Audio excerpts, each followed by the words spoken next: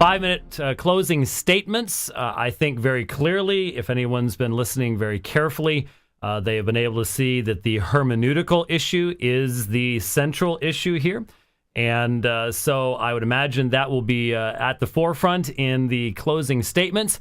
And so, Dr. Brown, if you will be ready, you will have 5 minutes to give your closing statements, and then Dr. Preston right after that. So, Dr. Brown, your closing comments. Great. Terrific. First, Dr. White, thanks for taking time to moderate. I know you're busy as well. Thanks, Rich, for your help on the technical end as well.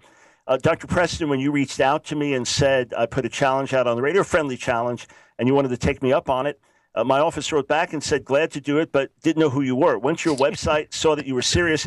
But to me, it's about being fair. In other words, if someone's going to represent a position for the sake of the constituents, I want it to be fair. There's things I won't debate because they're not my area. So thank you for living up to and even exceeding my expectations in terms of the seriousness and the holistic approach that you have, and the drawing from Old Testament texts, which, of course, is my main scholarship lies there. So thank you for doing that very much. In closing, let me reiterate that my exegesis went through Romans 9 through 11, verse by verse in terms of key verses, in which we saw that Paul says that the Israel that is hardened, the Israel that has rejected the Messiah, will at the end be the Israel that turns back. Not the culmination of the remnant of Jews, but a final turning on the heels of the fullness of the Gentiles. I want to reiterate that what I laid out exegetically has still not been challenged, with all respect to my esteemed opponent. Hardness is still on Israel. We have still not seen the fullness of the Gentiles. Therefore, Romans 11:26-27 remains future. Jewish people that still remain opposed to the gospel, therefore, those promises still remain as something in the future to be looked towards as well. I also want to reiterate that the passages about no more war on the earth, Jesus knew what that was speaking of. Matthew 10, he says, don't think I came to bring peace but a sword. This was the time for division. The time of peace was still to come. We have not gotten to a situation where there is no war on the earth. We have not gotten to a situation where there is universal knowledge of God. We have not yet been physically resurrected. The dead in Messiah have not been physically resurrected. We have not physically been transformed. We have not put on immortality. The Messiah has not come in flaming fire, taking vengeance on those who don't know God. And Paul said to the Thessalonians, your enemies are your fellow countrymen, just like our enemies are our fellow countrymen. That has not yet been dealt with in terms of that persecution. What we need to see, though, is the consistent language of the New Testament that the writers wrote in expectation of something in their lifetimes. Paul clearly is including himself in the we, who will be alive and remaining when Jesus returns. But when we get to 2 Timothy, the 4th chapter, we see that he knows that he will be gone. 1 Peter 4, you could certainly make the case that Peter expected the culmination of everything in his lifetime. And yet now in 2 Peter, we see that he's talking about patient waiting and how he's going to put off this tent. And that's why Jesus gives parables about the waiting, the longing, and it looks like he's not going to come back. If everything happened in the year 70, all of these words become null and void. I want to go back to the principle I laid out earlier, that the God who scattered is the God who regathers. Was there a literal scattering of the Jewish people? Yes. Was there a literal judgment on Jerusalem in AD 70? Yes. Was there a literal taking of Jewish people into captivity around the world, especially with the Second Jewish Revolt, 132 to 135? Yes. Has God said it will end there? No. Have we been scattered throughout the world? Yes. Are we in the process of being regathered? Yes. Who's doing it? The same God who said that he will be the God of all the families of Israel. Again, what we need to understand is the principle of already and not yet. The kingdom of God has broken in. The world to come has broken in. We have one foot in that world and one foot in this world. Jesus comes to deliver us from present evil. He comes to destroy the works of Satan, Galatians 1, 1 John 3. And yet we must still consider ourselves dead to sin and alive to God. We are seated with heavenly places in Messiah, yet we must put to death the deeds of the body. It is the same. Redemption has come, but it has not yet been fully realized by Israel. I encourage you to to read through Romans 9 through 11 carefully, prayerfully, to ask the question, is the fullness of the Gentiles come in yet? Ask the question, is there still hardness on Israel? Ask the question, has all Israel been saved yet in accordance with it? Ask the question, have we come to the point of the universal knowledge of God and no more war on the earth? Have we come to the place where we have put on mortality and physically become like Jesus in his resurrected form? The answer to those questions is categorically no, in which case I'm excited because I get to look forward to all these things that are yet to happen. As surely as judgment came in AD 70, final redemption will yet come to Israel. All right. Thank you very much, Dr. Michael Brown. In our debate today, there is only one section left, and that is Dr. Preston's closing 5-minute statements. Dr. Preston, it's all yours. Thank you so much. Dr. Brown, I appreciate what you said, that when I contacted you about a debate, you didn't know who in the world I was. That's fine. That's to be expected. But I do appreciate so much the more than magnanimous and gracious reception here, the wonderful discussion. I try to be a very serious student of God's Word. I try to take a holistic approach.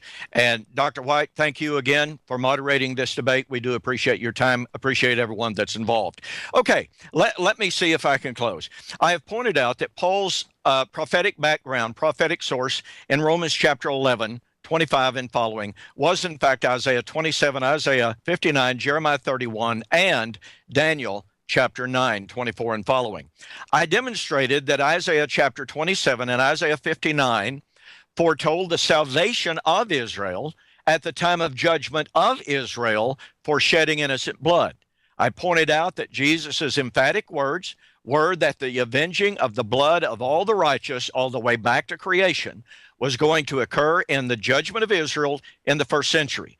Now, since Paul is appealing to Isaiah 27 and Isaiah 59 for his prediction of the salvation of Israel, but since Isaiah 27 and Isaiah 59 coupled their prophecy of the salvation of Israel to the judgment of Israel, to the time of the judgment of Israel for shedding innocent blood, and since Jesus unequivocally posits that time of the vindication of all of the blood, of all the righteous in AD 70, I believe that we are forced exegetically, linguistically, and textually to see the salvation of Israel, however we might even perceive it to be, as occurring in that time of judgment, which was, of course, again, a time of salvation.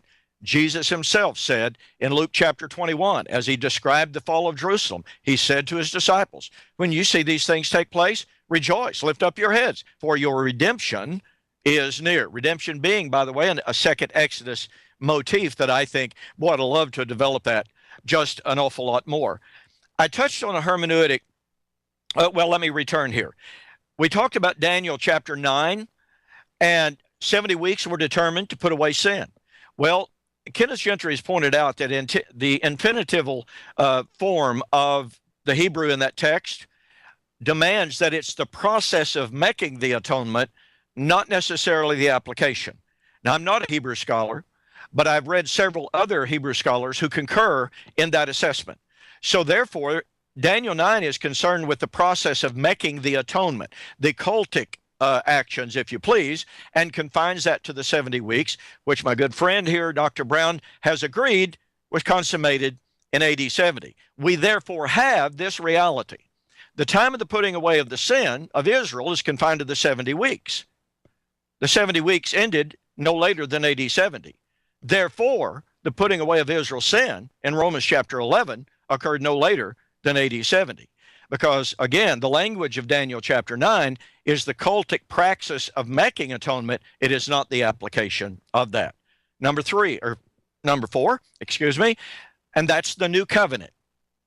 I pointed out how the new covenant is the promise of the remarriage. And I pointed out how Yahweh had divorced the 10 northern tribes. He promised to remarry her in the last days. Jesus appeared in the last days. Hebrews chapter 1. Judah had to be divorced in the same way that the 10 northern tribes were. We see the divorcement of Judah throughout the entirety of Jesus' parabolic ministry. We see it in Revelation, as I pointed out. But what do we find? We find the time of the wedding, when? When those servants who rejected the offer to the wedding killed the servants and then themselves were slain, and their city was destroyed by fire. I think Donald Hagner expressed it very well in the Word Biblical Commentary when he says any reader of this could not imagine that this did not apply to AD 70. Well, if that's correct, then, and I think it obviously is, then you have the wedding at the time of the destruction of Jerusalem, which comports and agrees perfectly with Revelation chapter 18 and 19, that at the destruction of Babylon, the city where the Lord was slain, the city guilty of killing the prophets, the city guilty of killing the apostles and prophets of Jesus, filling the measure of her sin, she is destroyed, and the victory song is sung, let us rejoice, for the time of the wedding has come. This is the fulfillment, in fact, of Romans chapter 11, 25 to 27. I wish we had more time, but my time is up. Thank you so much again for allowing me to be here. All right. Thank you very much to both Dr. Michael Brown and Dr. Don Preston for a stimulating conversation. I think everyone has seen that the hermeneutical issues are central in this particular discussion, and you have been given two very excellent presentations from those perspectives. Thank you for joining us today, and God bless. God bless. God bless.